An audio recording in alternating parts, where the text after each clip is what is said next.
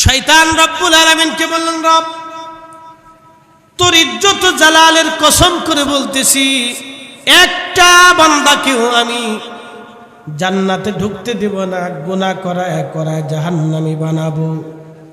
আমার রব বললেন, শয়তান আমার ইজ্জত জালালের কসম করে বলতেছি, এ শয়তান তুই আমার বান্দাকে গুনাহ করাবি, অপরাধ করাবি, আর আমি রব, আমি আল্লাহ, আমার দরবারে আমার বান্দা ক্ষমা চাইতে দেরি হবে, মাপ চাইতে দেরি হবে।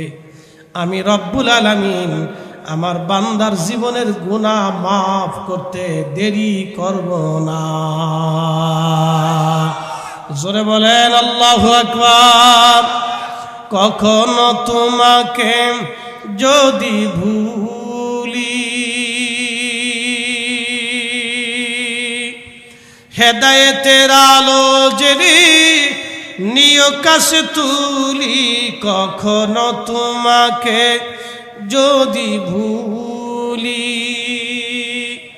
হেদায়েতের আলো জেরে নিয় কাছে তুলি, ঠাই দিও প্রিয়তম ওগো মহিয়ান, তুমি রহমান, তুমি মেহেরবান। অন্ধ গাহে না শুধু তোমারি গুণগান, বুঝেও বুঝে না তবু শান, তুমি রহমান, তুমি মেহেরবান। আল্লাহ ডাক দিলেন, শয়তান গুনাহ তুই করবি, আর আমার বান্দা আমার কাছে মাপ চাইতে দেরি হবে। আমি রব আমার দরজা থেকে বান্দাকে ক্ষমা করতে দেরি করব না। قل يا عبادي الذين اسرفوا على أنفسهم لا تقنطوا من رحمة الله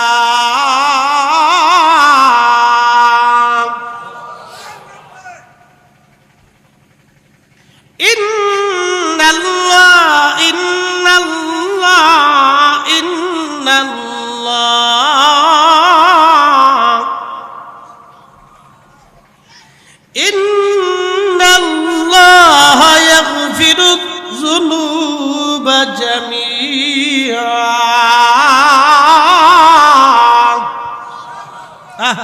কি চমৎকার আল্লাহর কালাম। রব্বুল আলামিন বললেন, কুল হুজুর আপনি বলে দেন,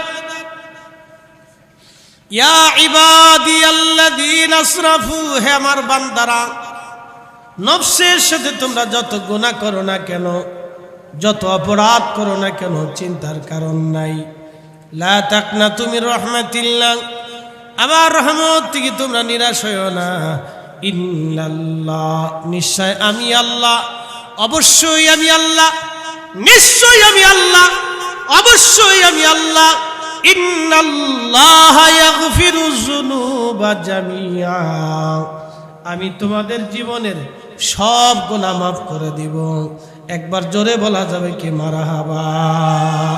সালাতুন ইয়া রাসূলুল্লাহ,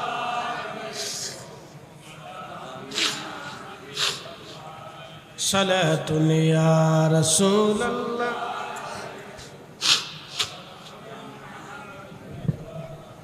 খবর লাও ইয়া রাসূলুল্লাহ, খবর লাও মেরে মাওলা মেরে আকা, খবর লাও। সালাতুন ইয়া রাসূলুল্লাহ আলাইকুম সালামুন ইয়া। খুব মনোযোগ দিবেন। রব্বুল আলামিন ক্ষমার ঘোষণা দিয়েছেন, ক্ষমা করে দেব তোমাদেরকে, কিন্তু ক্ষমা চাইতে হবে। ক্ষমা, জোরে বলেন, ক্ষমা চাইতে হবে। আপনি অপরাধ করেছেন, ক্ষমা চান নাই, ক্ষমা পাবেন না। কি কঠিন কথা আল্লাহ বলে দিলেন, ক্ষমা চাবা ক্ষমা পাবা, ক্ষমা চাবা ক্ষমা পাবা। শয়তান বলল, কালবের মধ্যে বসে বসে ধোঁকা দিব এইজন শয়তান বেশি দূরে না।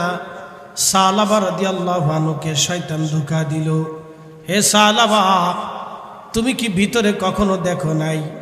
তুমি কি একবারও দেখবা না তোমার ভাইয়ের স্ত্রীটা দেখতে কেমন দেখা যায়? সালাবারে খালি খাবারই দিবা, একটাবার কি ঘরের ভিতরে কি আছে তুমি দেখবা না? সালাবা হযরত সালাবা রাদিয়াল্লাহু আনহু শয়তানের ধোঁকায় পড়ে গেলেন। একদিন খাবার দিতে যাইয়া চিন্তা করলেন, আমি আমার মুহাজির ভাইয়ের স্ত্রীর চেহারাটা একবার দেখি, দেখতে কেমন দেখা যায়। পর্দা সরাইলেন সালাবা। পর্দা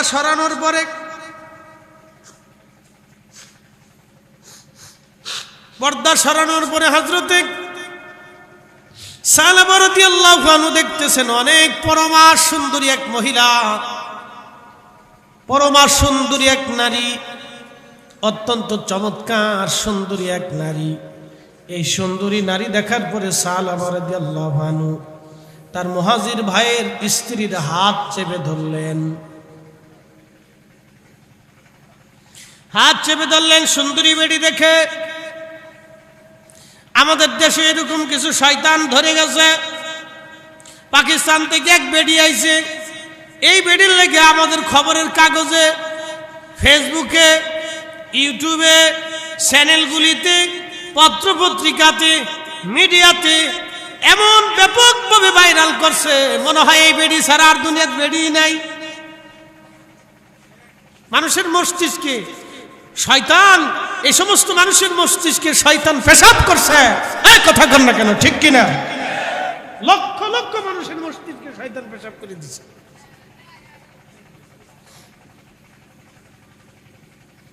কি আশ্চর্য! মানে আমাদের যুবক শ্রেণীদেরকে মানে অস্থির আর বেহায়া বানানোর জন্য যত প্রসেস আছে, যত পদ্ধতি আছে সারা দুনিয়াতে ব্যবহার চলতেছে বেহায়া বানানোর জন্য। আবার দিকে তাকাবেন, খুব মনোযোগ দিবেন, প্রিয় উপস্থিতি খুব ভালো করে শুনবেন। হযরত সালাবা রাদিয়াল্লাহু আনহু ভাইয়ের স্ত্রী হাত ধরে বসলেন। যখনই হাত ধরেছে তখন ওই মহিলা সাহাবী ডাক দিয়ে বলেন, হে সালাবা তুমি কি করতেছো? কখনো কি ভেবে দেখেছো তোমার ভাই আমাদেরকে তোমার কাছে আমানত দিয়ে গেছেন? একবার জোরে বলা যাবে কি মারহাবা? আল্লাহুম্মা সাল্লি আলা, একটু সানা রং চা,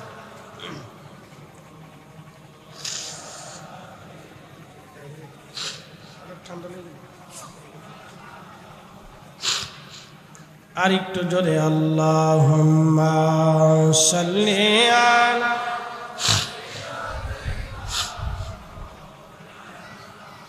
মুহাম্মাদ ওয়া আলা আলি সাইয়্যিদিনা। উড়ে যাও রে মাহফিলের হাওয়া, যাও রে উড়ে মদিনায়, আমাদের দরুদ পৌঁছে দিও নূর নবীজির পাক রওজায়। আল্লাহুম্মা সাল্লি আলা, আহা জবান খুলে, আলা আলি সাইয়্যিদিনা। এই পাশে কি চলে জেনারেটর? আরে এটা সারা কারেন্ট নাই। হ্যাঁ চলে গেলে জেনারেটর চালাবে, এটা বটবটের আওয়াজে কিছু বোঝা যাবে না, তো সমস্যা করে। এটাকে সাউন্ড পলিউশন করে, মানে আজারের শব্দে মানুষের ব্রেনের সমস্যা করে। এই জন্য বিদেশিরা দেখবেন উন্নত বিশ্বগুলিতে কোনো শব্দ করতে দেয় না, নিরিবিলি ঘুমায়, এরা নীরব থাকে। আর আমাদের দেশেগুলোতে ডেক সেট বাজায় সারাদিন রাত ধরে কুকু কুকু কুকু কুকু কুকু। ঢাকা শহরে দেখবেন কিছু বখাইটে পোলা বানাস বাসার ভিতরে সাউন্ড দিয়ে গান চালাইয়া পুরা ফ্ল্যাট অস্থির করে দিলাম। আমার ফ্ল্যাট একবার বাজাইছিল, পরে ফিডাইয়া সোজা করাইছে। তো 14 গোষ্ঠী ফিডার হবে যদি আর দ্বিতীয়বার এগুলো বাজাইছে। এটাকে বলে সাউন্ড পলিউশন। আজারে শব্দের কারণে মানুষের ব্রেনে সমস্যা হয়, শ্রুতিতে সমস্যা হয়। একসাথে বলবেন আল্লাহু আকবার। বাচ্চাদেরকে নিরিবিলি রাখবেন, নীরব স্থানে রাখবেন, ব্রেন পারফেক্ট থাকবে। Sound pollution, noise pollution, air pollution, বাতাসের সমস্যা। দেখবেন আমাদের দেশের মানুষ খুব কম বাঁচে। আপনি যদি চলে যান দার্জিলিং, কাশ্মীর, খুলজা উপজাতি, ওরা 100 বছর ধরে বাঁচে। 100 বছরের মহিলা, আর আমাদের দেশের 25 বছরের বেডি। আমরা দেশের বেডিরা তো 25 বছরের বুড়া হয়ে যায়। বল হুজুর কেমনে বললেন? যেমনি ফেসবুক টিভি, বাপরে বাপ, তো বুড়ো হইতো না কি হইতো? হ্যাঁ, এটি নামাজ কালাম পড়ে না তো। অধিক মহিলারা, মেয়েরা অজু টুজু করে না, নামাজ কালামের দাঁড়ও ধরে না। এই জন্য 25 বছরই বুড়া হয়ে যায়। আর ওরা 100 বছরও বুড়া হয় না সহজে। কারণ কি? আবহাওয়ার কারণে। এয়ার পলিউশন নেই, বাতাসে কোনো সমস্যা নেই। আমাদের এয়ার পলিউশন, ধুলা বালি ময়লা আবর্জনা বিবর্জনা নিঃশ্বাস প্রশ্বাস দিয়ে ঢুকে ঢুকে আমাদের রক্ত শরীর দূষিত করে দিচ্ছে, লাংস সমস্যা করে দিচ্ছে প্রতিনিয়ত। এই জন্য এদেশের মানুষের মরে মরে কোনায় কোনায় শুধু ফার্মেসি দেখবেন। আপনি যদি উন্নত বিশ্ব চলে যান, মরে মরে কোনায় কোনায় কোনো ফার্মেসি পাবেন না। শুধু বাংলাদেশ আর ভারত পাকিস্তানের মরে মরে কোনায় কোনায় ফার্মেসি, একবারে মরে মরে কোনায় কোনায় ফার্মেসি, বাজারে বাজারে ফার্মেসি। তারপর বেচা বিক্রি খুব বালা। আল্লাহ 30 দিন গ্যাসের ওষুধ, ফ্যাট ব্যথার ওষুধ, মাথা ব্যথার ওষুধ, এটা চলবে না। পাতো নিয়মিত জিনিস, ও খাতেই হবে, না খেলে চলে না। প্রত্যেক দিন দেখবেন সিরিয়াল পড়ে গেছে, প্রত্যেক ওষুধের দোকানে খাচ্ছে মানুষ। কারণ কি? কিছু করার নাই তো। খাবারে ভেজাল, পানিতে ভেজাল, দুধে ভেজাল। খাবেন কি ঘোড়ার ডিম? দই বানাইতেছে, কালকে দেখলাম ভোক্তা অধিকারে দেখাইতেছে দই বানাইতেছে। হাই হাই হাই, ওই যে দেখলে জীবনে দই খাইতে মন চাবে না। আর যারা ফুচকা খান, ওটা যদি দেখেন যে ফুচকা কেমনে বানায়, তো বমি করবেন। ফান নিচে ফেলে পা দিয়ে চাপতেছে। বেডিরা তো এটাকে লুচু ফুচু করে খান, ছাগলের মতো খায়। খা কদ্দুর পারস, ফান নিচে ফেলে চাপতেছে, এতে তো ফুচকা বানায়। খালি ভেজালের ভেজাল। ফানির ভিতরে, দুধের ভিতরে যেই পরিমাণ 2 নম্বর, শুনলে আপনার গা শির উঠবে। শ্যাম্পু দিয়ে দুধ বানায়, কল্পনা করতে পারবেন? বাংলাদেশ, এটা আমাদের দেশে পরিবর্তন কবে হবে আমরা জানি না, এটা আমাদের কপাল। এই জন্য বিভিন্ন ক্যান্সারে আক্রান্ত সুস্থ মানুষ হঠাৎ ক্যান্সার হয়ে যেতেছে। ব্লাড ক্যান্সার, ব্লাড ক্যান্সার হয়, কিডনি পচে যায়, লাংস পচে যাচ্ছে, নানান ধরনের প্রবলেম। একটু ঘা হচ্ছে, ঘা হওয়ার পর থেকে ক্যান্সার ছড়িয়ে যাচ্ছে। কারণটা কি? ঘা সারতেছে না। ডায়াবেটিস ঘরে ঘরে আসতেছে, হাড়ের সমস্যা, প্রেশারের সমস্যা, নানান প্রবলেম মানুষের শরীরে ছেয়ে যাচ্ছে, বাসা বাঁধতেছে রোগে, শুধু ভেজাল আর ভেজালের কারণে। উন্নত বিশ্বগুলিতে খাবারে ভেজালে দিল ওর জান মেরে ফেলবে। সৌদি আরবে যদি কোনো খাবারে ভেজাল দেয়, তাহলে ওরা ধরে না হাত কেটে গলা কেটে স্থির করে ফেলবে। শুধু একমাত্র বাংলাদেশে দুধের ভিতরে ভেজাল দেয়, ফলের ভিতরে ভেজাল, খাবারে ভেজাল, চাইলি ভেজাল। তো প্লাস্টিকের চাইল বানাইছে, চাইলও প্লাস্টিক দিয়ে বানাইছে। ও তো ডাকাত। চিন্তা করেন দেশের মানুষ, কল্পনা করা যায়, ভাবা যায় যে এগুলি চলতেছে আমাদের দেশে। হোটেলে খাইতে যাবেন, খাসির গোশের বদলে কুত্তার গোশ চালাই দেয়। আর হোটেলে মুরগি খাবেন, এটা তো ডর করে। আমি তো ডরায় ডরায় খাই, যে মুরগি খাই না মরা মুরগি খাই আল্লাহ জানে। হ্যাঁ, এই অবস্থা কবে চেঞ্জ হবে আমরা জানি। খুব মনোযোগ দেবেন। হযরত সাহাবা রাদিয়াল্লাহু আনহু হাত চেপে ধরলেন। মহিলা সাহাবী ডাক দিলেন, সাহাবা তুমি আল্লাহকে ভয় করো, তুমি কি বুঝতেছো তুমি কি করতেছো? সাহাবা তোমার ভাই আমাদেরকে তোমার কাছে আমানত দিয়ে গেছে। সাহাবা সাহাবা করো কি? তুমি আল্লাহকে ভয় করো। মহিলা সাহাবী বলছে সালাবা তুমি আল্লাহকে ভয় করো, আল্লাহর পক্ষ থেকে আমাদেরকে তোমার কাছে আমানত দিয়ে গেছে তোমার ভাই, করো কি তুমি? সালাবা হাত ছেড়ে দিলেন, ভয় পেয়ে গেলেন, ঘরের দরজা থেকে বের হয়ে গেলেন, শুধু কাঁদতে লাগলেন, হে রব আমি তোমার অবাধ্য গোলাম, গোলাম যদি অবাধ্য মনিবের অবাধ্য হয় তাহলে না জানি গোলামের কপালে কি হয়। আল্লাহ আমি তোমার সাথে নাফরমানি করে ফেলছি। কাঁদতে কাঁদতে সালাবা মদিনায় থাকলেন না, মদিনা থেকে তিনি পাহাড়ের অঞ্চলে চলে গেলেন। শুধু কান্নাকাটি করেন আর তওবা করেন, আল্লাহ ভুল হয়ে গেছে, আল্লাহ তুমি আমার মাফ করে দাও। সালাবা অন্যায় করে ফেলছে, আল্লাহ সালাবা ভুল করে ফেলছে, সালাবা অন্যায় করে ফেলছে। সালাবা পাহাড়ে যায় কান্নাকাটি শুরু করলেন। তাবুকের যুদ্ধ শেষ, প্রিয় নবীজি সাহাবীদেরকে নিয়ে ফিরে চলে আসলেন।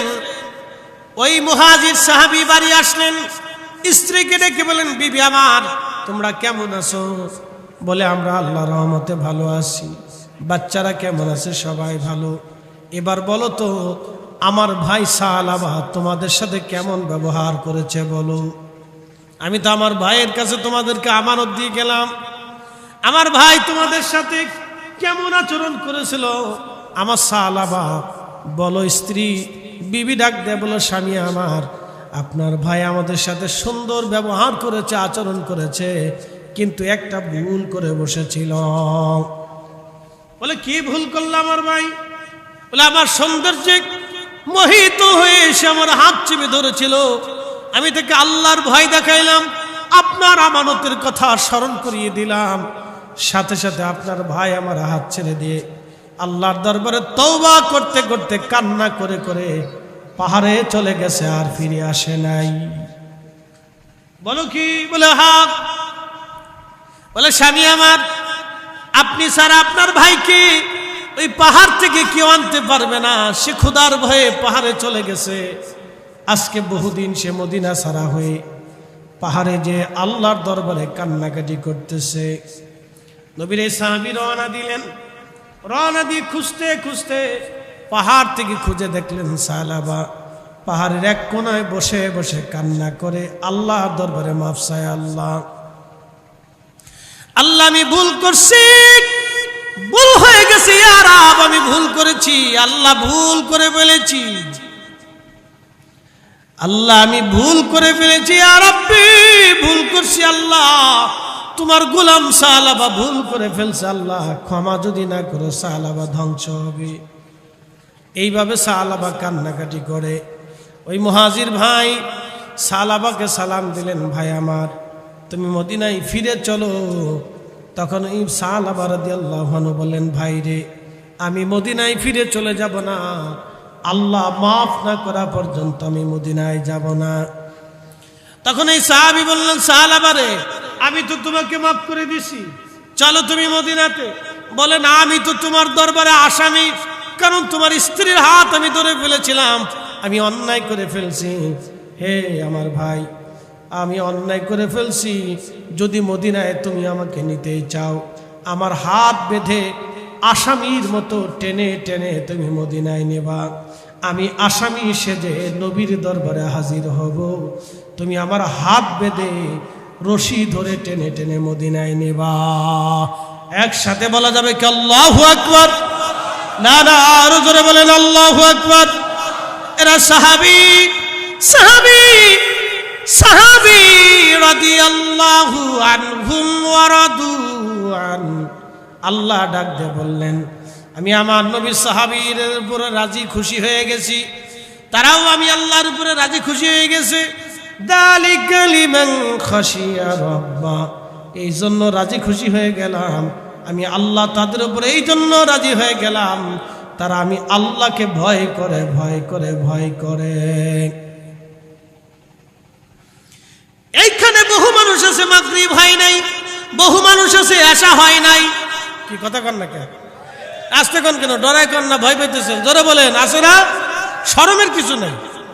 অনেকের এশা হয় নাই, এশার রক্ত তো এখনো আছে। ফজরের আজানের আগ পর্যন্ত ফেজা ফায়াসা রক্ত থাকবে। একসাথে বলবেন না মারহাবা। ফজরের আজানের আগ পর্যন্ত রক্ত থাকবে, তবে উত্তম রক্ত হলো মধ্যবর্তী সময়ের আগ পর্যন্ত। এরপরে গেলে উত্তমতা কমে যায়, কিন্তু রক্ত থাকবে, সুযোগ থাকবে। ফজরের আগ পর্যন্ত আপনি এশা পড়ার সুযোগ পাবেন। খুব মনোযোগ দিবেন। অনেকের এশা হয় নাই, মাগরিব হয় নাই, আবার এখানেও অনেকেও আছে জুমার নামাজ পড়ার পরে এক ওয়াক্ত পড়ে নাই। জুমা পড়ছে, এরপরে আর পড়ে নাই। শরম পর কিছু নেই ভাই, অপরাধ করছি, মাফ করবে কে? না, একসাথে বলেন কে? এখন তওবা করা লাগবে না? তো কি তওবা করবেন যে আবার এই তওবা করলাম, এখন নামাজ পড়লাম, আবার পরে এটা ছেড়ে দিলাম? না, তওবা করেন, আল্লাহ আমি আর নামাজ ছাড়ব না, নামাজি হয়ে যান। কালকে থেকে নামাজের রক্তের কাতারে দাঁড়িয়ে যান, নামাজের কাতারে চলে আসেন। আপনি ভয়ের কোনো কারণ নাই। আমার রব আমার আল্লাহ ক্ষমার ঘোষণা দিয়েছেন, মাফের ঘোষণা দিয়েছেন। হযরত সাহাবার হাত বেঁধে ওই মুহাজির সাহাবী রশি টেনে টেনে সুদূর পাহাড় থেকে মদিনাতে মুনারায় নিয়ে আসলেন। সাহাবা রাদিয়াল্লাহু আনহুর একটা মেয়ে ছিল, নাম খানসামা রাদিয়াল্লাহু আনহা। হযরত খানসামা বাবার কাছে এসে বলেন, আব্বা জান, আপনি অনেক বড় ভুল করে ফেলেছেন আব্বা। মেয়ে এসে বলতেছে, আব্বা অনেক বড় ভুল হয়ে গেছে আপনার। সাহাবা চোখের পানি ছেড়ে দিয়ে বলে, মা খানসামা রে, আমি তো আল্লাহর দরবারে আশিনা হয়ে গেছি, এখন আমি কি করব মা? আল্লাহর দরবারে কান্নাকাটি করি। তখন মেয়েটা ডাক দিয়ে বলল, মা আব্বা জান, তাহলে আপনাকে চলেন আমি আবু বকরের কাছে নিয়ে যাই, দেখি আবু বকর আপনার পক্ষ নিয়ে নবীর দরবারে সুপারিশ করে কিনা। হযরতে খানসামা রশি টেনে টেনে রশি ধরে নিয়ে হযরত আবু বকরের ঘরের দরজায় টোকা দিলেন। কে? আমি সাহাবার মেয়ে খানসামা। হযরত আবু বকর বললেন, খানসামা রে, কি জন্য তুমি আসছো? খানসামা ডাক দে বলে, ইয়া গো আবু বকর, আপনি জানেন আমার আব্বা জান ভুল করেছে, অন্যায় করেছে। আমি আমার আব্বা জানের রশি, হাত বাঁধা রশি টেনে টেনে আপনার দরজায় নিয়ে আসছি। ওগো আবু বকর, আপনি তো রসুলের দরবারের প্রিয় সাহাবী, আপনি একটু আমার আব্বা জানের জন্য সুপারিশ করেন। আবু বকর ডাক দিল, খানসামারে, সাহাবারে আমার চোখের সামনে থেকে চলে যেতে বলো। আমি আবু বকরের দরজায় সাহাবার কোনো জায়গা হবে না, চলে যেতে বলো। আমি আবু বকর তার জন্য সুপারিশ করব না, সে অনেক বড় আমানতের খেয়ানত করেছে। এই আমার দিকে তাকান, আমি রসুলের এক মহান সাহাবীর জিন্দেগি উপস্থাপন করতেছি, শুনে যাবেন তার মর্যাদা কত। আবু বকর বলেন, আমার কাছ থেকে তাড়িয়ে দাও, যাও, আমার দরজায় কোনো জায়গা হবে না তোমার। হযরতে খানসামা বলেন, আব্বা জান, আবু বকর তো তাড়িয়ে দিলেন, চলেন তাহলে হযরত ওমরের দরজায় নিয়ে যায় আপনাকে। রশি টানতে টানতে মেয়ে রশি ধরে টেনে টেনে বাবাকে নিয়ে চলে গেলেন, হযরত ওমরের বরগাহে নিয়ে চলে গেলেন। হযরত ওমরের দরজায় টোকা লাগাইলেন। কে? আমি সাহাবার মেয়ে খানসামা। খানসামা রে, কি জন্য তুমি আমার দরজায় আসছো?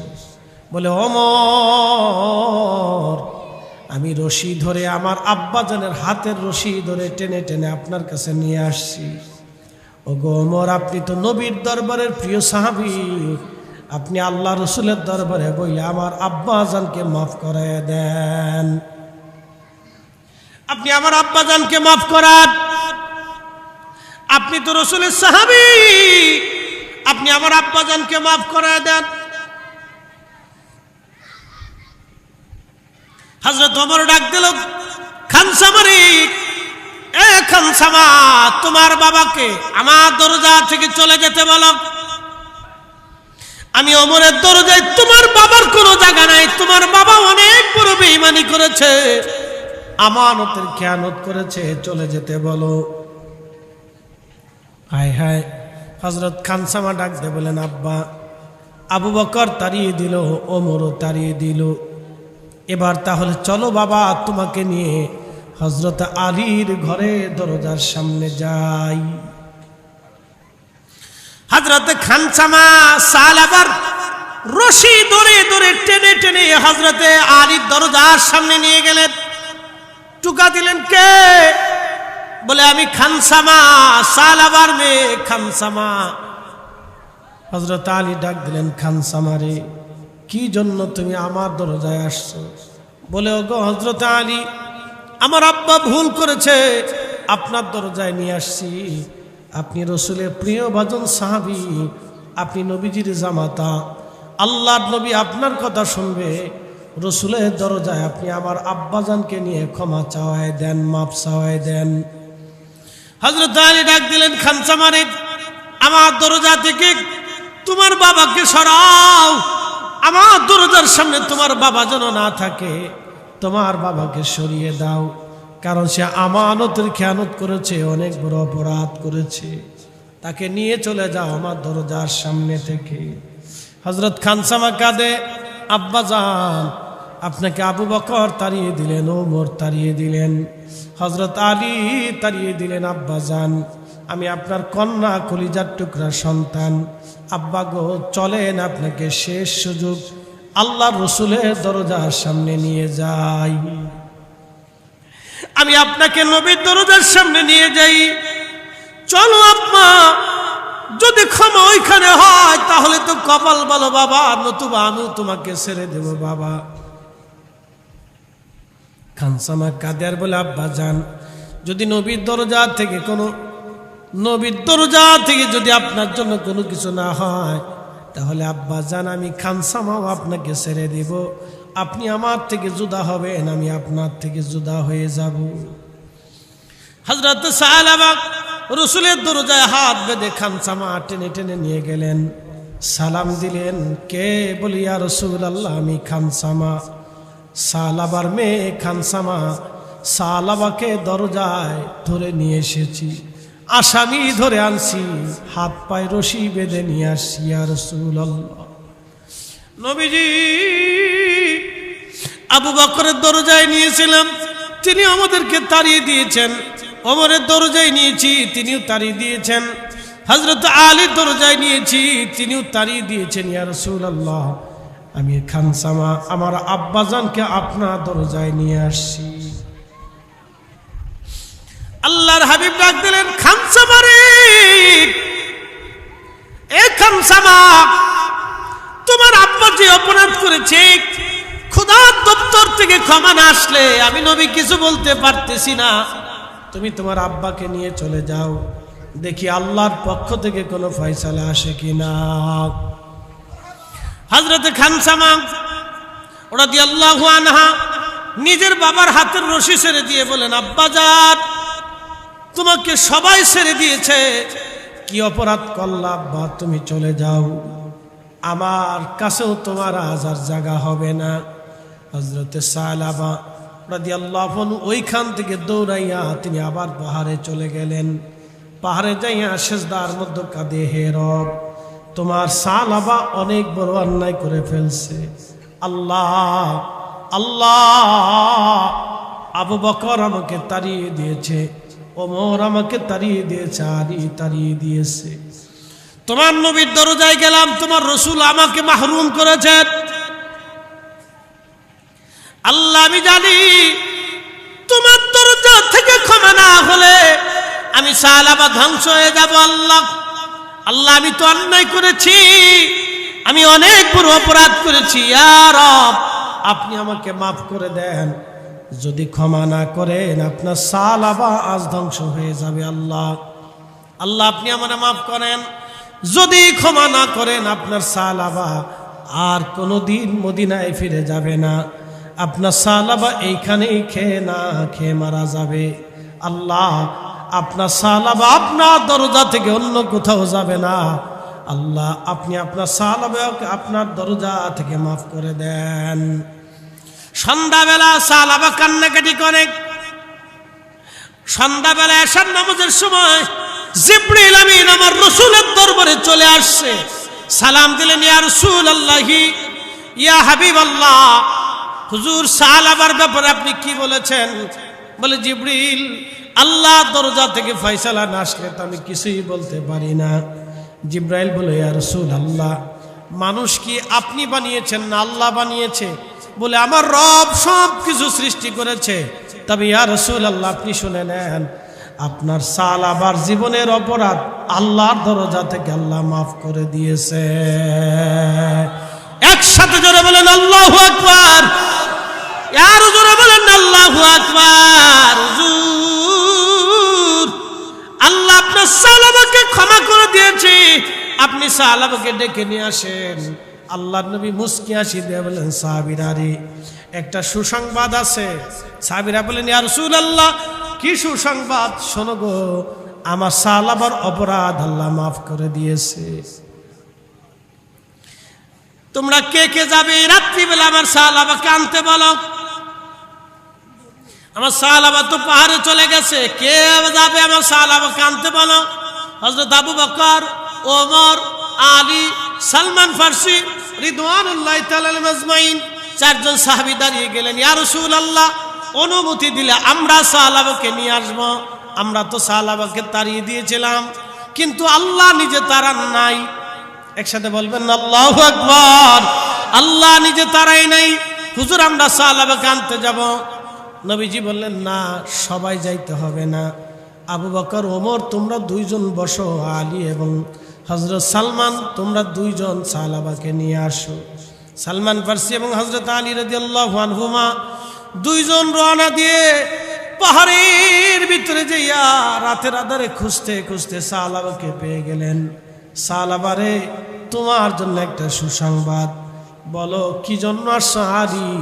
বলে, সাহাবারে, আল্লাহর পক্ষ থেকে জিব্রাইল এসেছিল, প্রিয় নবীজিকে খবর দিয়ে গেছে, আমার রব আমার আল্লাহ তোমার জীবনের গুনাহকে মাফ করে দিয়েছে। হয় না? চিৎকার মেরে বলেন আল্লাহু আকবার। তা আল্লাহ আসেনি? কথা কর না কেন? আল্লাহ আসেনি? মাফ চাইতে হবে নি? চাইতে হবে, চাইতে হবে। সালাবার মতো তওবা করে।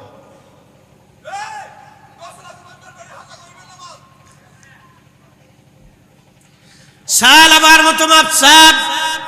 একসাথে বলেন না মারহাবা।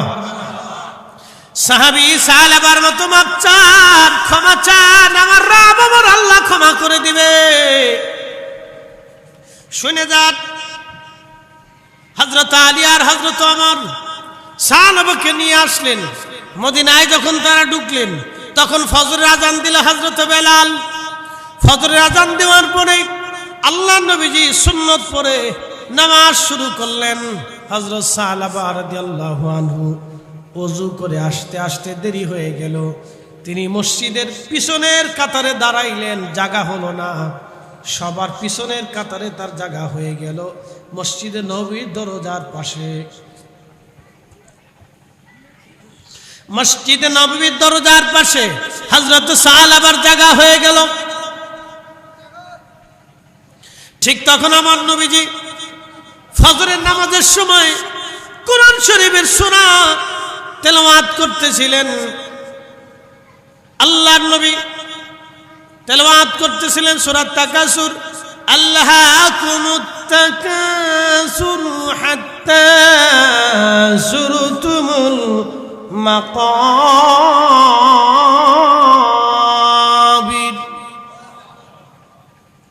আল্লাহাকুমুত তাকাসুর, যখন টান দিলেন নবীজি, আল্লাহাকুমুত তাকাসুর, ঠিক তখনই সাহাবা নামাজের ভিতরে কম্পন শুরু হয়ে গেল। একসাথে বলবেন আল্লাহু আকবার। হযরত সাহাবার শরীর কাঁপতেছিল। এরপরে নবীজি বলেন, হাত্তা যুরতুমুল মাকাবির। মাকাবির যখন টান দিয়ে ছেড়ে দিলেন, হযরত সাহাবা চিৎকার মেরে উঠলেন। চিৎকার দিয়ে উঠে দেরি হলো না, মসজিদে নববীর বারান্দাতে তিনি ছটফট করে মারা গেলেন, আল্লাহর দরবারে চলে গেলেন। একবার জোরে বলা যাবে কি মারহাবা। আহা, হাত্তা যুরতুমুল মাকাবির, কবর পর্যন্ত মানুষ আমি আল্লাহ থেকে জুদা হয়ে যায়। দুনিয়ার প্রাচুর্যে মানুষ আমি আল্লাহ থেকে জুদা হয়ে যায়। কত সময় হাত্তা যুরতুমুল মাকাবির, এই টান দেওয়ার সাথে সাথে সালাবা রাদিয়াল্লাহু আনহু অস্থির হয়ে গেলেন, চিৎকার মেরে উঠলেন, সাথে সাথে তিনি ঢলে পড়ে গেলেন, ছটফট করে তিনি মারা গেলেন। ছটফট করে সাহাবা মারা গেলেন। নামাজ শেষ হয়ে গেল। নবীজি বললেন, সাহাবীরা আমার সাহাবাকে মসজিদের মধ্যে শোয়ায় রাখো। একসাথে বলবেন আল্লাহু আকবার। মসজিদের মধ্যে শোয়ায় রাখো। সাহাবাকে মসজিদে নববীর ভিতরে শুয়ে রাখা হলো। সাহাবার মেয়ে হযরত খানসামা রাদিয়াল্লাহু আনহা দৌড়ায় আসছে, এসে বাবার জেসেমকে জড়িয়ে ধরে কাঁদতেছিল, আব্বাজান মা মারা গেছেন, আপনি আমার সম্বল ছিলেন, আপনি আমার সব ছিলেন, আজকে আমাকে একা রেখে আপনি চলে গেলেন, আব্বাজান আমাকে কার কাছে রেখে চলে গেলেন? আল্লাহর নবী পিছনে দাঁড়িয়েছিলেন, ডাক দিলেন, খানসামা কেঁদো না, মন খারাপ করো না। খানসামা রে, তুমি কি চাও ফাতেমা তোমার বোন হয়ে যাক, আর রাহমাতুল লিল আলামিন তোমার বাবা হয়ে যাক, আর হযরত আয়েশা তোমার মা হয়ে যাক? আল্লাহু আকবার। না না, আরো জোরে বলেন না ইয়া রাসূলুল্লাহ। জোরে বলেন ইয়া রাসূলুল্লাহ। খানসামা রে, নবী তোমার বাবা হয়ে যাক, আয়েশা তোমার মা হয়ে যাক, ফাতেমা তোমার বোন হয়ে যাক, তুমি কি চাও? বলি ইয়া রাসূলুল্লাহ, এর চাইতে চরম পরম জীবনের সৌভাগ্য খানসামার জীবনে আর কি আছে? রহমতের নবী আমার বাবা হবে, আম্মা জান আয়েশা আমার মা হবে, ফাতিমাতুজ জাহরা আমার বোন হয়ে যাবে। ইয়া রাসূলুল্লাহ, এর চাইতে সৌভাগ্য খানসামার জীবনে আর কি হতে পারে? আল্লাহর নবী ডাক দিলেন, তাহলে খানসামা তুমি কান্না বন্ধ করো। খানসামা চোখের পানি মুছে ফেললেন। আল্লাহর নবী বললেন, সাহাবীরা তোমরা তাড়াতাড়ি করে আমার সাহাবাকে গোসল দাও, গোসল দেওয়াইয়া আমার সাহাবাকে দাফন কাফনের ব্যবস্থা করো, জানাজার ব্যবস্থা করো। হযরত সাহাবার গোসল দেওয়া হলো, কাফন পরানো হলো, কবর খনন করা হলো জান্নাতুল বাকিতে। কবর খনন করার পরে হযরত সাহাবাকে যখন জানাজার জন্য নিয়ে যাওয়া হয়, আল্লাহর নবী 2 আঙ্গুলের পায়ের উপরে ভর দিয়ে দিয়ে আস্তে আস্তে আস্তে আস্তে হেঁটে হেঁটে যায়। কাদা হইলে যেমন মানুষ 2 সামনের পায়ে ভর দেয়, প্রিয় নবী এরকম টিপে টিপে হেঁটে হেঁটে যাচ্ছে। সাহাবীরা বলেন, ইয়া রাসূলুল্লাহ, কারণ কি? বৃষ্টি নাই, বাদল নাই, কাদা নাই, কিছু নাই, পায়ের উপরে ভর দিয়ে টেপে টেপে চেপে চেপে হাঁটতেছেন কেন নবীজি?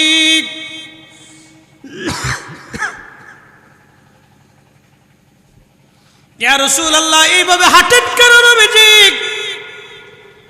প্রিয় নবীজি ডাক দিলেন, সাহাবীরা রে, আমার সাহাবা, আল্লাহ আমার সাহাবার জানা যায় আসমান থেকে এত পরিমাণে ফেরেশতা পাঠাইছে, ফেরেশতাদের কারণে আমি নবী পা রাখার জায়গা পাইতেছি না।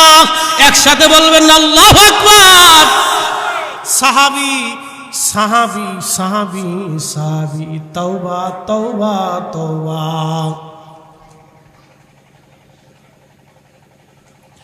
এত পরিমাণে ফেরেশতা আসছে আমার সাহাবার জানাজায়,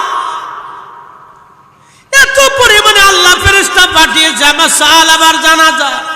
আমি নবী দেখি পা রাখার মতো কোনো জায়গা খুঁজে পাই না রে সাহাবীরা। সেই জন্য আমি পা টিপে টিপে চেপে চেপে হাঁটি, যেন ফেরেশতাদের গায়ে আমার পা না পড়ে। সুবহানাল্লাহ বলা যাবে না? আল্লাহু আকবার। আল্লাহ তার জানাজাতে আসমানের ফেরেশতা এত পরিমাণে পাঠাইলেন, সারা মদিনায় কোথাও জায়গা ছিল না। তাহলে তওবার মতো তওবা করলে আমার আল্লাহ বান্দার মর্যাদাকে বাড়ায় দেয় বহু গুণে। তওবা করো না রে মন, তওবা করো না, তওবা না করিলে গুনাহ মাফ হবে না রে মন, তওবা করো না। নসুহা তওবা করিল, জঙ্গলে চলিয়া গেল, আল্লাহর পিয়ারা হইল, ভেবে দেখো না রে মন, তওবা করো না। এ বোয়ালখালীবাসী, সাহাবী রাসূল হযরত সালাবা তওবা শুধু করলো না, এত মর্যাদা আল্লাহ তার বাড়ায় দিলেন। আসমান থেকে আল্লাহ তার জানাজায় ফেরেশতা পাঠাইলেন, যাও আমার সালাবার জানাজাতে যাও। আমার সালাব আমার প্রাণ প্রিয়, আমি আল্লাহর দরবারে তওবাকারী বান্দা। একটা ভুলের জন্য সালাবা কত তওবা করেছিল একটু চিন্তা করেন। কত অনুশোচনা তার জীবনে এসেছিল বারে বারে। একটা ভুলের জন্য সালাবার জিন্দেগীর অনুশোচনার কোনো শেষ ছিল না। সবাই তারাই দিছে, তারপরেও সে অনুশোচনা সারে নাই। পাহাড়ে চলে যেয়ে খায় না খেয়ে পাহাড়ের ভিতরে কাঁদতেছিল, আল্লাহ ভুল হয়ে গেছে, আপনি মাফ করে দেন আল্লাহ। খোদার ভয়ের অনুশোচনা এত বেশি পরিমাণে এসেছিল যে নামাজরত অবস্থায় সে ছটফট করে মারা গেছে। নামাজরত অবস্থায় সে মারা গেছে। এই জন্য আল্লাহ বলেন, ইয়া আইয়ুহাল্লাযীনা আমানুত্তাকুল্লাহ, হে ঈমানদার আমাকেই ভয় করো। কেমন করে?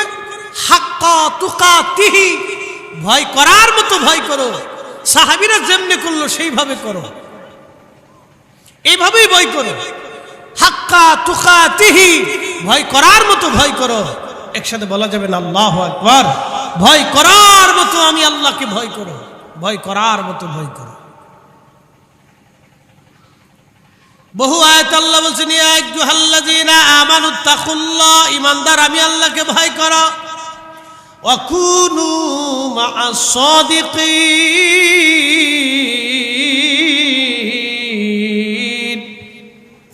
আমার সাদিক, আমার ওলি, আমার বন্ধুদের সহবতে চলে যাও, তাদের সঙ্গী হয়ে যাও। কারণ সহবত ছাড়া কেউ মানুষ হতে পারে না। মানুষ হতে হলে সহবত লাগবে।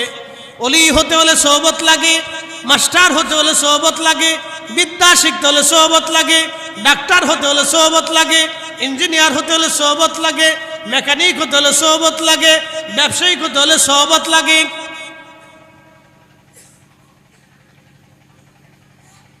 দুনিয়ার সব বিদ্যা শিখতে হলে সহবত লাগে।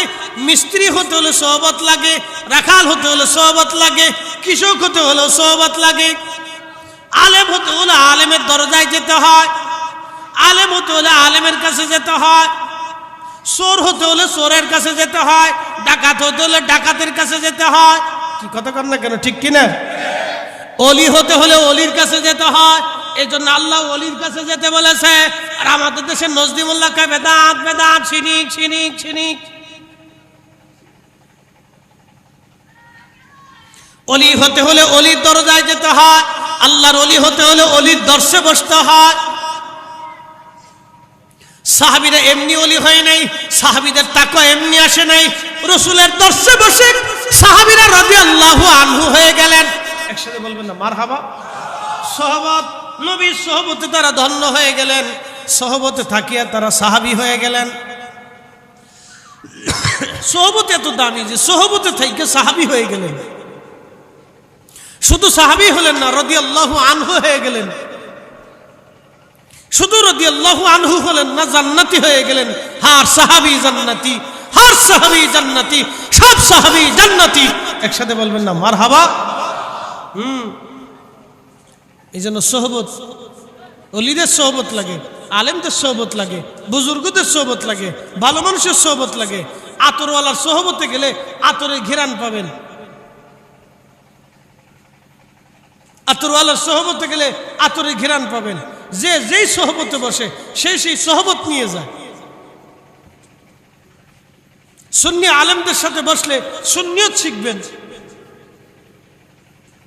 খারিজিদের সাথে গেলে খারিজিয়ত শিখবেন। মুতাজিলাদের কাছে গেলে মুতাজিলিয়ত শিখবেন। এইভাবে যার কাছে যাবেন তার সহবতে তার কিছু শিখবেন। এই জন্য সহবত দরকার। কি দরকার? একসাথে বলেন কি দরকার? সহবত দরকার। এই জন্য আল্লাহ বলেছেন কুনু মা'আস সাদিকিন, আমার সাদিকদের সোহবতে চলে যাও, তাদের দর্শে বসো, তাদের কাছ থেকে শিখো। সাহাবা রাদিয়াল্লাহু আনহু জিন্দেগীর পাঠ আপনাদেরকে শোনাইলাম। এই জন্য সোহবত লাগে, সোহবত প্রয়োজন। সোহবত ছাড়া কেউ ওলি হতে পারে না। আল্লাহ কেন বললেন ইয়া আইয়ুহাল্লাযীনা আমানু, হে ঈমানদার, আতিউল্লাহ, আমার ইত্তেবা করো, ওয়া আতিউর রাসূল, আমার রাসূলের ইত্তেবা করো, ওয়া উলিল আমরি মিনকুম, উলুল আমর হুমুল ফুকাহা ওয়াল উলামা, ফুকাহা উলামা আউলিয়া আতকিয়াদের ইত্তেবা করো। আল্লাহ নিজে বলছেন তোমরা তাদের অনুসরণ করো। এজন্য আমরা ওলিদেরকে ভালোবাসি। ওলি হতে না পারলেও ওলিদের সহযোগী হতে পেরেছি, ওলিদের মদতদাতা হতে পেরেছি, ওলিদের জিয়ারাকারী হতে পেরেছি। কথা বলেন ঠিক না বেটে? আমরা রে বেদাতি সেদাতি যাই গো ছাতা দেখার সময় আমাদের নাই। এগুলি আমরা দেখতে যাব না, এগুলি সময় আমাদের নেই। ওলিদের সোহবতে আসবেন। সালাবাতুল আনসারী রাদিয়াল্লাহু আনহু জিন্দেগি আপনাদেরকে শুনাইলাম। হায় আফসোস, সাহাবীরা একটা আদনা ভুলের জন্য কিভাবে আল্লাহর দরবারে বারবার বারবার বারবার বারবার কান্নাকাটি করছে, আল্লাহ ভুল হয়ে গেছে, আল্লাহ ভুল হয়ে গেছে।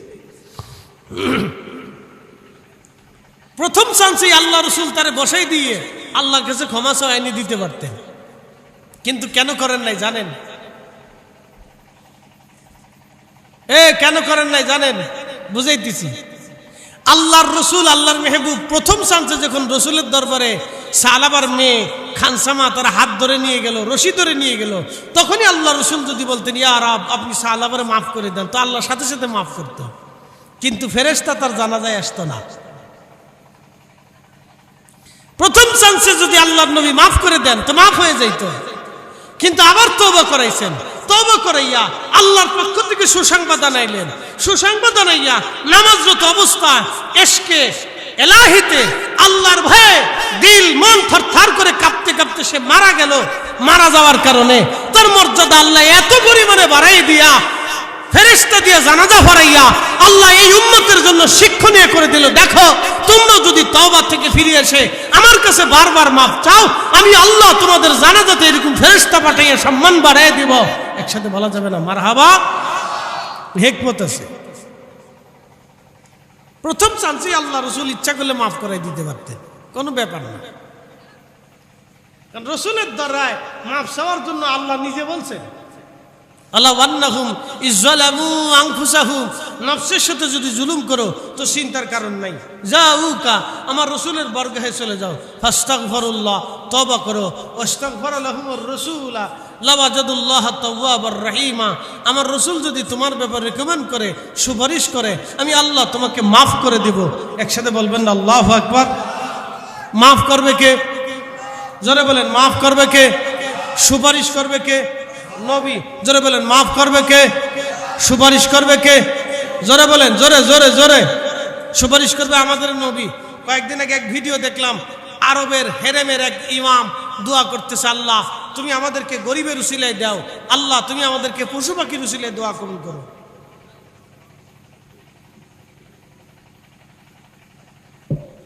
নাউজুবিল্লাহ বললেন না, যেহেতু হেরেমের ইমাম সাহেব, হারামের ইমাম, তিনি দোয়া করছেন আল্লাহ গরিবের উসিলায় এবং পশু পাখির উসিলায় তুমি আমরা দোয়া কবুল করো। কিন্তু ওনাদেরই মদত পুষ্ট বাংলাদেশের কাজজাবি দল বুকে হাত বেঁধে নামাজ পড়ে, ওরাই আবার ফতোয়া দেয় নবীর উসিলা নিয়ে দোয়া করা বেদাত, শিরিক। কি বুঝলেন? কি বুঝলেন আপনারা? বুঝে যান। খালি তো বিরাট বড় ফাঁক দিয়ে টুপি পাইয়া মনে করছেন বুজুর্গ আলাইহিস সালাম না, আপনার ঈমান শেষ করে দিতেছে। আপনি জানেন, কেউ যদি মনে প্রাণে বিশ্বাস করে যে হ্যাঁ রসুলের উসিলা ধরাটা শিরিক, আল্লাহর কসম এই বিশ্বাস নিয়ে যদি কেউ কবরে চলে যায়, তোর জাহান্নাম ছাড়া জান্নাতের জিন্দেগি কোনোদিন চেহারা দেখতে পারবে না। মনে রাখেন, আল্লাহি বিল্লাহি তাল্লাহি, আসমানওয়ালার কসম, জমিনওয়ালার কসম, হায়াতওয়ালার কসম, মউতওয়ালার কসম করে বলতেছি, কেউ যদি বিশ্বাস করে এই ইয়াকিন নিয়া বিশ্বাস নিয়ে কবরে চলে যায় যে রসুলের উসিলা ধরা শিরিক, নবীর উসিলা ধরা হারাম, এই বিশ্বাস নিয়ে কেউ যদি কবরে চলে যায়, আল্লাহর কসম করে বলি সে জান্নাতের সুঘ্রাণ কোনোদিনও পাবে না। কারণ ও আকীদাগত বেদাতি, বাতিল বাতিল বাতিল বাতিল কথা বলে ঠিক লাগে, বেহেশত পাবে না। কারণ কি? দরবারে মুস্তাফাতে সে বিয়াদবি করেছে। দরবারে মুস্তাফার মর্যাদা থেকে সে অস্বীকার করেছে, এই কারণে আল্লাহর দরবারে সে ক্ষমা হবে না। আশ্চর্য, পশু পাখির উসিলা ধরা যায়, গরিবের উসিলা দিয়ে দোয়া করা যায়, রসুলের উসিলা ধরলে বেদাত হয়ে যায়, শিরিক হয়ে যায়। এই জাতিকে কেমনে বুঝাবো?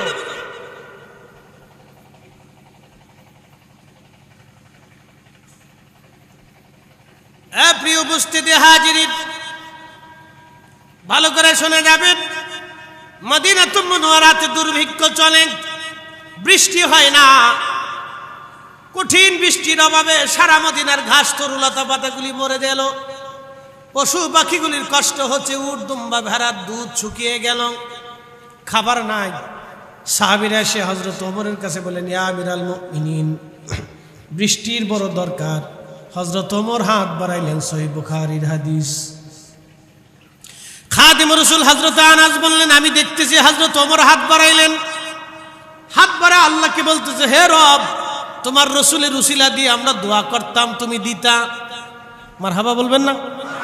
কে আসতে হলো কেন? জোরে বলেন।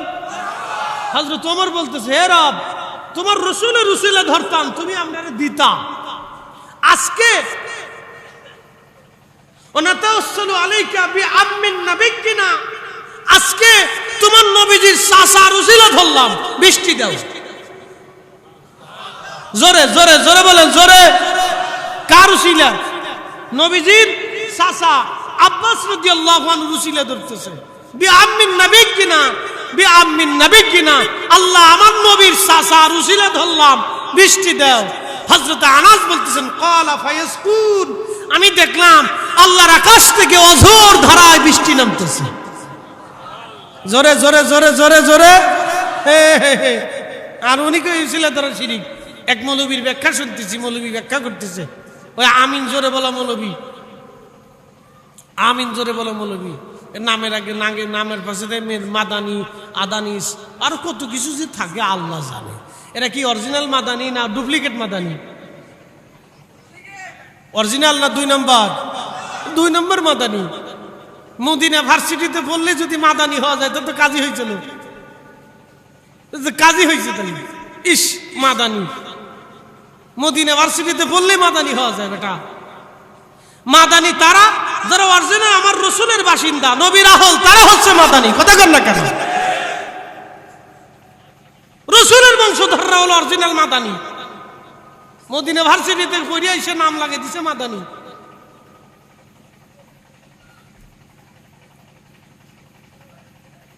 এই শুনে যান, ব্যাখ্যা করতেছে, যিনি গরু বেচেন তিনি বিক্রেতা, যিনি কিনেন তিনি ক্রেতা, মাঝখানে যিনি সমন্বয় করেন তিনি কি? লোকেরা কে দালাল। কথা তো সত্য। আমরা গরু বেচবো, গরু কিনবো, মাঝখানে যিনি কেনা বেচার সহযোগিতা করেন, সাহায্য করেন, তিনি হলো উসিলা, তিনি হলো দালাল। বুঝছেন? সে বুঝাইতেছে আমরা চাবো কার কাছে? আল্লাহর কাছে। দিবে কে? আল্লাহ। তো আল্লাহর কাছে চাবো, আল্লাহ দিবে। মাঝখানে উসিলা নামক কোন দালালের আমাদের প্রয়োজন নাই। কি বুঝলেন? কি বুঝলেন আপনি? ব্যাখ্যা শুনছেন? ওয়াজ শুনছেন? ভালো করে শুনে যান। যুক্তি কত সুন্দর। শয়তানে হাতে তালি দিয়ে হাসে আর কয়, বাপরে বাপ, 1450 বছরে যেই যুক্তি আমি পাই নেই, সেই যুক্তি তুই দিছস, তুই আমার খালাতো ভাই। কি কথা কন না? শয়তানে কয় 1450 বছরে আমি যে যুক্তি দিতে পারি নাই, তুই এই যুক্তি দিছস, তুই আমার খালাতো ভাই, তুই আমার খলিফা, তুই আমার উস্তাদ, তুই টুপি মাথায় দিয়ে চালা, অসুবিধা নাই। আমি সমুদ্রে চলে গেলাম, তুই আমার দোস্ত, তুই যা করবি তার অসুবিধা নাই। তুই মুসলমানের ঈমান শেষ করছিস, তাও সমস্যা নাই। তাও যত বছর ইবাদত করুক কাজ হবে না, কারণ দরবারে মুস্তাফাতে বিয়াদবি করলে ইবাদতে জান্নাত মেলে না। কথা কন না কে? ঠিক কেন? হিসাব সহজ। কি সুন্দর ওয়াজ করে দিস। তাহলে এখন আপনারা বলেন হযরত ওমর রাদিয়াল্লাহু আনহু আল্লাহর কাছে চাইলেন, ওমরের হাত আর দুনিয়ার অন্য কারো হাত কি একরকম? কথা কন না কেন, জোরে বললেন একরকম। তো হযরত ওমর আল্লাহর কাছে চাইলেন, আল্লাহ নিজে দিবেন। ওমর চাওয়ার সময় নবীজির চাচা উসিলা ধরলেন। তাহলে হযরত ওমর কি দালালি করেছেন, দালালি ধরেছেন? হায় হায় হায়, হযরত ওমরকে যারা এই ধরনের প্রতিবাদ দিয়ে দিল, নীরবভাবে তার উপরে দোষ দিয়ে দিল, কিয়ামতের ময়দানে হযরত ওমর যদি তার বিরুদ্ধে মামলা করে, হে রব, আমি তো তোমার রাসূলের চাচার উসিলা ধরছিলাম, তোমার নবী আমাকে খোলাফায়ে রাশেদ বানিয়েছিল, আর তুমি খোলাফায়ে রাশেদের অন্তর্ভুক্ত আমাকে করেছিল। তোমার রাসূল বলেছিল আমার নবীর পরে যদি কেউ নবী হয় তাহলে আমি ওমর নবী হতে পারতাম। হে রব, তুমি আমার এই মর্যাদা দিয়েছো, তারপরও আমি তোমার রাসূলের চাচার উসিলা ধরে দোয়া করছি, তুমি বৃষ্টি দিছো আল্লাহ। আর ওরা আমাকে নীরবভাবে আমাকে দালাল বানিয়েছে, নবীর চাচাকে দালাল বানিয়েছে আল্লাহ। তারা আমাদেরকে বেদাতি বানিয়েছে আল্লাহ, তারা আমাদেরকে পরোক্ষভাবে বেদাতি বলেছে আল্লাহ। আমি তোমার কাছে এদের বিরুদ্ধে মামলা দায়ের করলাম। ওই মৌলবী কেন, ওর 14 গোষ্ঠীও জান্নাতের চেহারা কোনোদিন পাবে না। কথা বলেন ঠিক না বেঠে? 14 গোষ্ঠী পাবে না, 14 গোষ্ঠী না। বুঝে দল নিন, বুঝে মত নিন, বুঝে দৌড় দিন, বুঝে পিছু পিছু হাইটেন। কথা মনে রেখেন, মাকালের ফল দেখতে ভালো, উপরে লাল নীল ভিতরে কালো। মাকাল ফল চিনেননি? উপরে সুন্দর দেখা যায়, ভিতরে কালো। চট্টগ্রামে কি কয়?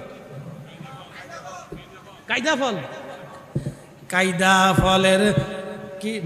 কায়দা ফল দেখতে ভালো, উপরে লাল নীল ভিতরে কালো। আমাদের দেশে কে মাকাল। মাকালের ফল দেখতে ভালো, উপরে লাল নীল ভিতরে কালো। ওটা কিন্তু খাওয়া যায় না, খাওয়া। মাকালের ফল দেখতে ভালো, উপরে লাল নীল ভিতরে কালো। মাকাল ফল হলো নজদি, ওর উপরে বাইরে খুব সুন্দর দেখা যায়, ভিতরে অন্ধকার, দিল অন্ধকার, ইমানের নূর নাই, ইশকের নূর নাই, রাসূলের প্রেমের নূর নাই। কথা কন না ঠিক কিনা? মাকালের ফল দেখতে ভালো, উপরে লাল নীল ভিতরে কালো।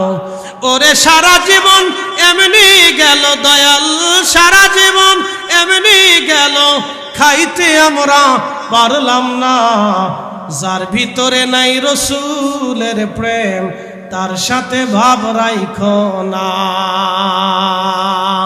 যার ভিতরে নাই রাসূলের প্রেম, তার সাথে ভাব রাইখো না।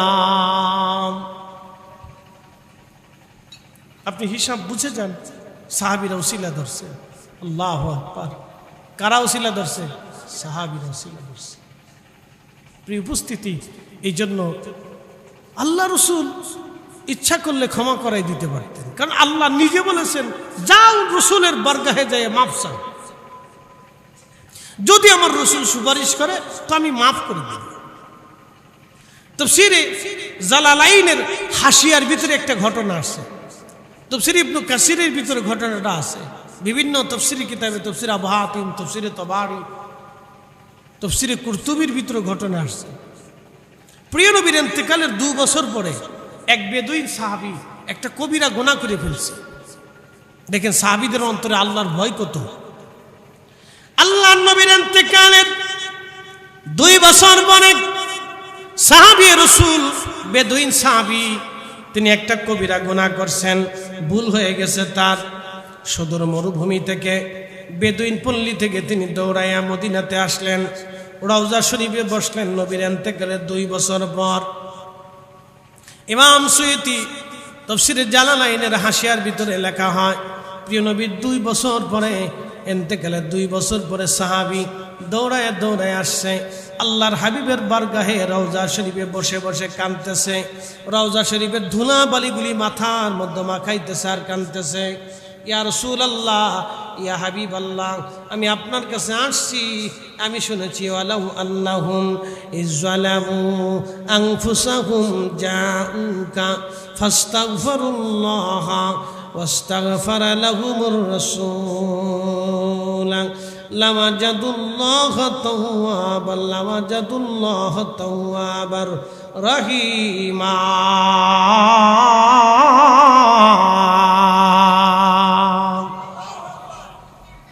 হুজুর আমি শুনেছি আপনার উপরে কোরআন আয়াত নাজিল হয়েছে, আপনি নবীর দরবারে কেউ যদি আসে তওবা যদি করে তাহলে আল্লাহ আপনার মাফ করে দিবে সেই বান্দাকে, যদি আপনি রসুল সুপারিশ করেন। অজিতুকা আপনার দরবারে আসছি আস্তাগফিরুল্লাহ আস্তাগফিরুল্লাহ মিন জামবি, আমি আমার গুনাহ থেকে আল্লাহর দরবারে তওবা করতেছি। আস্তাগফিরুল্লাহ মিন জামবি, আমি আমার গুনাহ থেকে আল্লাহর দরবারে তওবা করতেছি। ফাস্তাগফিরলি মির রব্বি, আপনি আপনার রবের কাছে বইলে আমারে মাফ করাইয়া দেন। একবার জোরে বলা যাবে কি মারহাবা? ফাস্তাগফিরলি মির রব্বি, আপনি আপনার রবের কাছে বইলে আমারে ক্ষমা করে দেন। অনুদিয়া মিন খবরিহি, নবীজি রওজা থেকে আওয়াজ আসলো ওয়াকাদ গাফারা লাক, উম্মত রে আমার আল্লাহ তোমাকে মাফ করে দিয়েছে, তুমি চলে যাও। একবার জোরে বলা যাবে কি ইয়া রাসূলুল্লাহ, ইয়া রাসূলুল্লাহ, ইয়া হাবিবাল্লাহ, ইয়া রাসূলুল্লাহ। আমার মৌত নিদান কালে থাকি নবীজি আমার শিয়রে, করিব চুম্বন কদম ধরিয়া, করিব চুম্বন কদম ধরিয়া। ইয়া রাসূলুল্লাহ, ইয়া হাবিবাল্লাহ, ইয়া রাসূলুল্লাহ। মাতা পিতা যাহাদের অন্ধকার কবরে, দেখি নবীজি মায়াবী নজরে, তরায়া লইয়া হাসর মাজারে, তরায়া লইয়া হাসর মাজারে।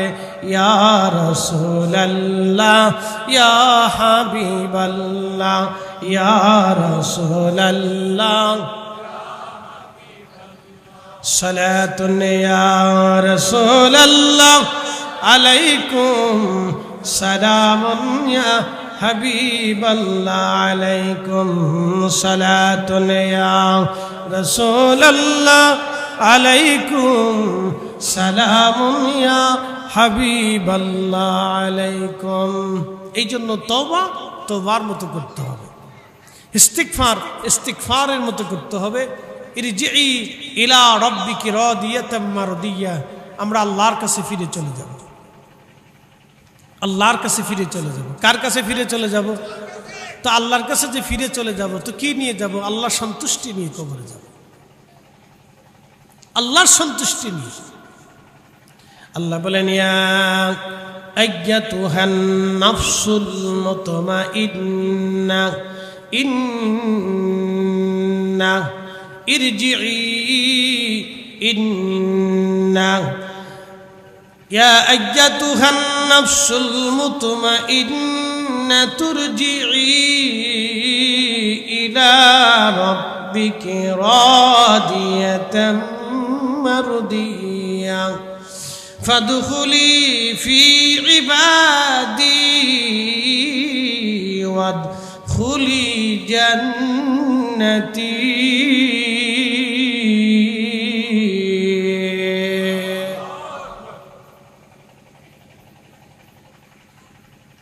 রব্বুল আলামিন বলেন ইয়া আইয়াতুহান নাফস, নাফসুল মুতমাইন্না, হে নফসে মুতমাইন্না,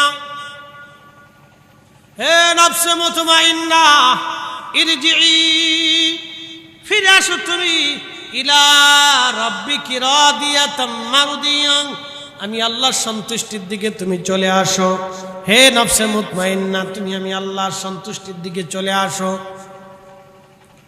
নফস দুই ধরনের, একটা হল নফসে মুতমাইন্না, নফসে আম্মারা, একটা খারাপ নফস আর একটা ভালো নফস। নফস দুই ধরনের, একটা ভালো কাজের দিকে আপনাকে নিয়ে যায় আর একটা খারাপ কাজের দিকে নিয়ে চলে যায়। যে ভালো কাজের দিকে নিয়ে চলে যায় আল্লাহ তাকে ডাক দিল, হে নফসে মুতমাইন্না ইরজিই, ফিরে আসো তুমি আমি আল্লাহর দরবারে। তোমাকে তো আমার কাছে আসতেই হবে, আল্লাহর কাছে ফিরে চলে যেতে হবে।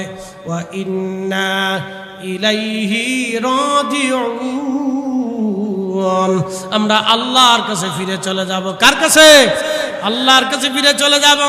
আমার রব বললেন আমার কাছে তো তোমরা ফিরে চলে আসবা।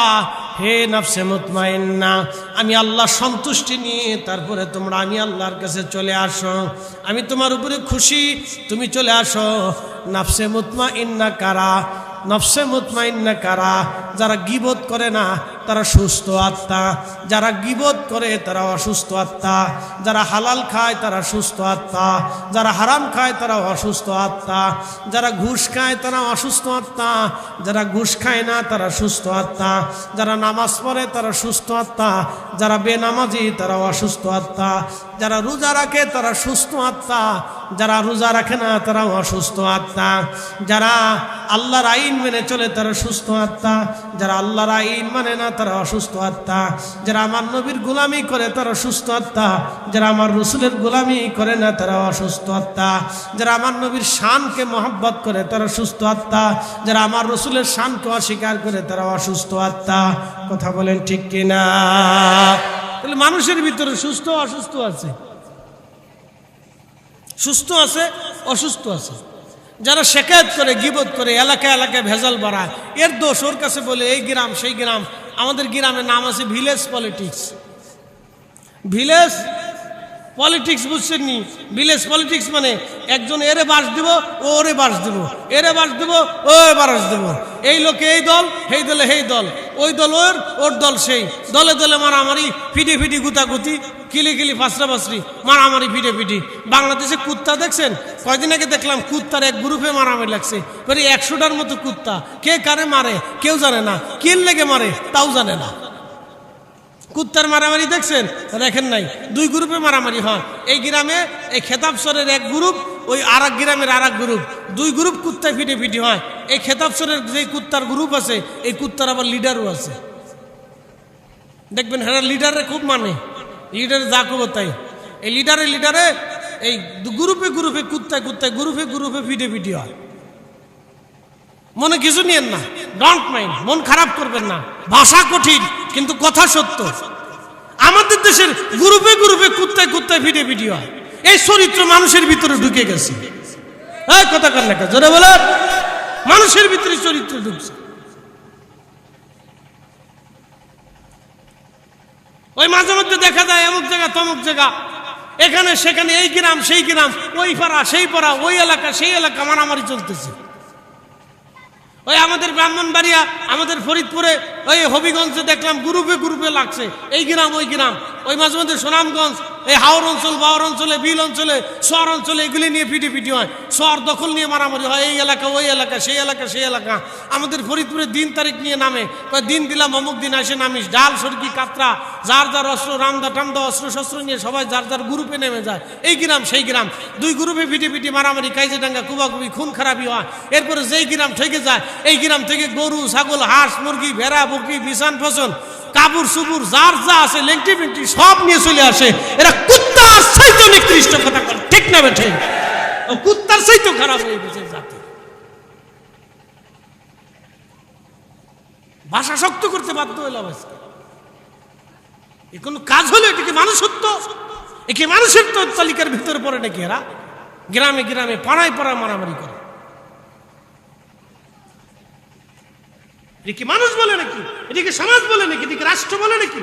এটিকে হয় নাকি? এটিকে হয় নাকি? এটিকে চলে নাকি? এটা যে মানুষ কি করে বাস করবে আগামী দিন?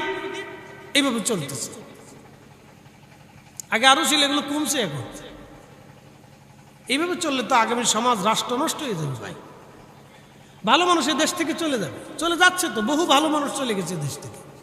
এদেশে জ্ঞানীর জন্ম হলে জ্ঞানী চলে যায়, এদেশে জ্ঞানী থাকে না তো।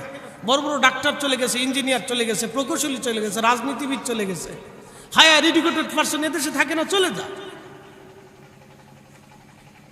এইভাবে মেধাশূন্য হয়ে যাচ্ছে দিন দিন দিন দিন। 18 কোটি দেশের মানুষ মেধাশূন্য হয়ে যেতেছে। এই অসুস্থতা 2 দিন পর পর ফিটে ফিটে এই গ্রুপ সেই গ্রুপ, এই দল সেই দল, কি একটা অবস্থা! মানে যে পাগলের দেশে বসবাস করতেছে আমরা। অসুস্থতা, এগুলো অসুস্থতা, অনেক বড় অসুস্থতা, অনেক বড় অসুস্থতা এগুলি। এই জন্য এগুলি আমাদের কন্ট্রোল করতে হবে, আমরা নিজেদের ভালো হইতে হবে, আল্লাহ রসুলের সুন্নতের আদর্শে আসতে হবে, নবীর তরিকার ভিতরে আসতে হবে, আউলিয়া কেরামের জিন্দেগিকে ফলো করতে হবে। কথা বলেন ঠিক না বেঠে? আউলিয়া কেরামের জিন্দেগি ফলো করা ছাড়া হবে না। পৃথিবীতে যত দেখবেন আহলে সুন্নাত ওয়াল জামাতের মতো শান্তিপ্রিয় পৃথিবীতে কোনো মানুষ নেই। এই কথা বলেন, জোরে বলেন, জোরে বলেন।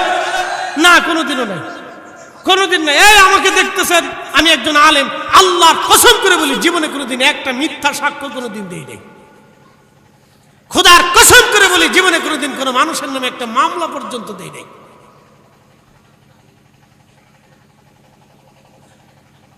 আমাদের সুন্নি জামাতের ভিতরে দেখবেন না মারামারি নেই, আমাদের লোকের সংখ্যা কম।